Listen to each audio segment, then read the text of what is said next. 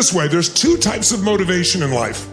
There's push motivation where you're trying to make yourself do something, and all of you in this room, around the world, but there's a limit. There's a limit to willpower, no matter how much you have. And when you're most exhausted and tired, you notice your willpower may not feel as strong. So the other kind of motivation is not push, it's called pull. Pull is there's something you want so badly, you feel pulled towards it. And pull has this lasting effect that you can never get with push. So I said, okay, if I want to get that, I need a result that's really, that person's after, that's compelling. It needs to be really clear. It needs to be clear, it needs to be compelling. It can't be general. I want to make more money. Fine, here's $1, get out of here. Unconsciously, you've already achieved the goal. I want to lose some weight. You lose a pound, you've done it. So I got to get people to be much more clear on the results and make them so compelling that they're going to want to behave a different way. But what's going to actually determine your behavior? It's going to be the state you're in. So your mental, emotional state. If you're in a pissed off state, are you going to behave the same way as if you're feeling playful? Yes or no? Of course not. You know that. You could, but you won't. Because our behavior, our actions are shaped by our state. So the biggest mistake most of us make is we're trying to get ourselves to do something to get a new result, but we're not in the right state. So you see this all the time. Someone say, I know, I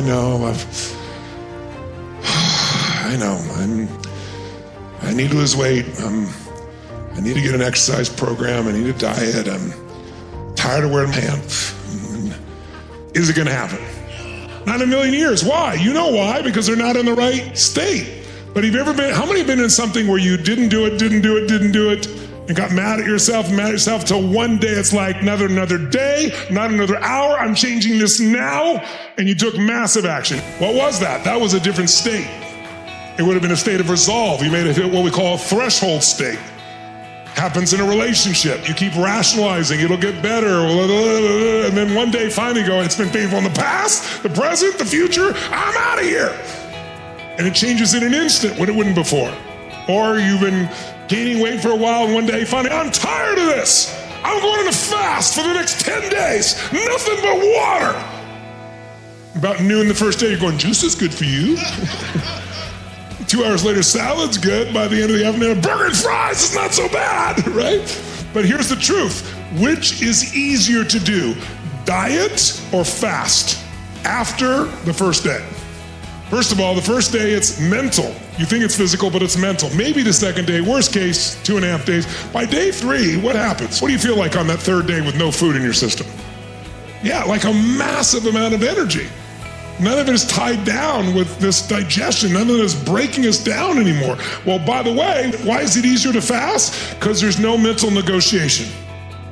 It's like when you're dieting, well, could I have this? What about this? So there's all this temptation when you fast, and nothing, water! Right? You don't even negotiate. You're in a state of resolve when you fast. And when you're in a state of resolve, you will have radically different behaviors. And those radically different behaviors can produce radically better results. So, and we all know how to manage our state. What are the two ways, primary ways we can manage our state? Number one, a radical change in your physiology, the way you move, the way you breathe. You got to do that with your time as well. If you're just sitting there doing these things, stressed out, you need to get up and change your state. But the other way we can do it instantly is changing our focus. Remind yourself, focus equals feeling. Whatever you focus on, you're gonna feel. Even if it's not true, you're gonna feel it. So you gotta make sure you're focusing on what you want, not what you don't want. You know, people think about driving a car and they don't think it's much of a sport, but if you ever driven a race car at 125, 135, 145, I've driven one at 235 miles an hour, every muscle in your body locks it, because it takes more focus than anything. Every energy is there, it's pure adrenaline. Racing school. They put me in the race car, and I'm working with Bob Bondurant. He had Bondurant Training School. He was a really brilliant guy. And he says, I'm gonna show you what a car can do. And I'll never forget getting this car. I'm in the passenger seat. I'm locked in, I got my helmet on, And he made that car do things I knew for sure were gonna crash. We were at Laguna Seca, if you're not familiar with that in San Francisco area. It has what's called a corkscrew, where you're going straight at a wall. And he was going 125 miles an hour straight at the wall and then whipped around it.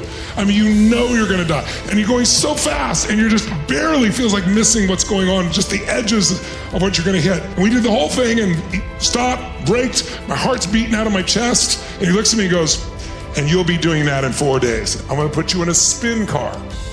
You're the metaphor fresh, thinking about your time and your life. What's a spin car? Well, I'm gonna have you drive the car, and as you're driving, there's 4 buttons here on my side. You're sitting there, you can see them now, but you won't be able to see them when you're driving. I said, oh yeah, I do see those. He goes, if I push any one of those 4, it picks up one of the 4 wheels. It lifts it off and will spin out of control in that direction. He goes, you see that wall? I said, yeah. He goes, if we hit it, 1 of 2 things happen. We damage the car and you gotta pay for it, or we damage each other, which would be a much more painful and horrible experience. He goes, so you need to succeed. And yet I'm still gonna push you, and I don't have a brake here and I don't have a wheel. You're in charge. He goes, so you're gonna focus, but what's gonna happen, I'll watch and I'll know the moment you lose concentration, and when you do that, I'm gonna hit the button and we're gonna spin out of control, and your job is come out of the spin. And what a great metaphor for life. So I said, what's the secret? He goes, it's so simple. Focus on where you want to go, not on what you fear. That's a simple principle. Once again, I have cognitive mastery at this point. You guys remember this? I understand, and therefore I think I know. How do I know? Because we get in the car, and for me it's a competition. I don't know about you guys, we're like, he's not gonna take me, I'm doing this thing, man. We get to 100, 110, 120, and like, I'm focused. But does the universe ever push the button when you're ready?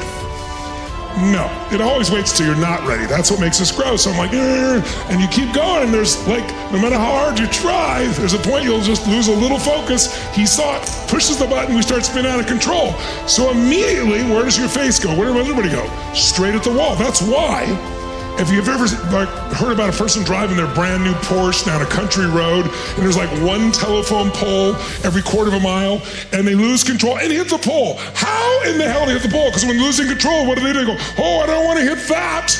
And whatever you focus on, you unconsciously steer towards. I'm gonna say that again, because it's for life. Whatever you focus on, you unconsciously steer towards. What do most people focus on? What they want or what they fear? What they fear. And what do people fear? Losing what they have or not getting what they want. When you start doing things right, do you instantly get rewarded? Yes or no?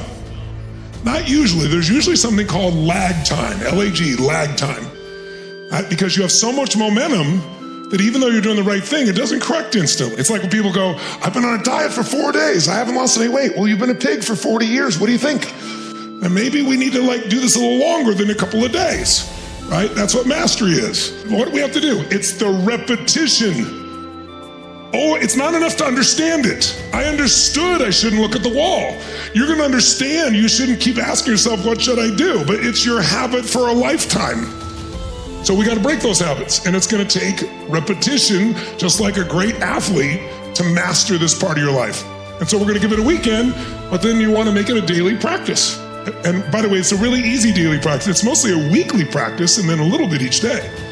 But the bottom line is, after we've done this about a dozen times, what starts to kick in finally?